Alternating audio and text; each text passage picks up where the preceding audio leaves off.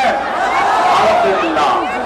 আজকে যেহেতু এটি একটি নির্বাচনের পথসভা, সেই জন্য আমরা আমাদের বক্তব্য বেশি লম্বা করব না, কারণ মানুষের চলাচলের কষ্ট হবে। প্রিয় এলাকাবাসী, আমি আপনাদের প্রার্থী ধানের শীষের প্রার্থী এই এলাকা থেকে, ঢাকা 17 থেকে। আমি এই এলাকারই সন্তান। আমি জীবন শুরু থেকে এই এলাকায়, ছোটবেলা থেকে, আমার শিশু বয়স থেকে আমি এই এলাকাতেই বড় হয়েছি। আমার সন্তানেরা এলাকায় জন্মগ্রহণ করছে, আমার এবং আমার ভাইয়ের। আমাদের বিয়ের সাথে এই এলাকারই হয়েছে। আমি এই এলাকারই সন্তান, এবং এই এলাকার সন্তান হিসাবে এই এলাকার মুরব্বী, এলাকার মাদের কাছে, এলাকার ভাইদের কাছে, এলাকার বোনদের কাছে আজ আমি ধানের শীষের জন্য ভোট চাইছি।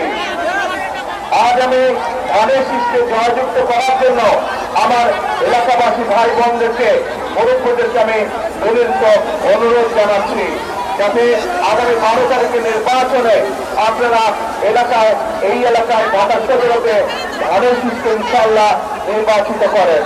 প্রিয় ভাই বোনেরা, মুরব্বীবর্গ, আমি যদি এবং আমার দল ইনশাআল্লাহ আপনাদের ভোটে, এই দেশের মানুষের ভোটে নির্বাচিত হলে আমরা সমগ্র দেশ সহ এই ঢাকা শহরকে একটি নিরাপদ শহরে রূপান্তরিত করতে চাই, নিরাপদ শহরে পরিণত করতে চাই।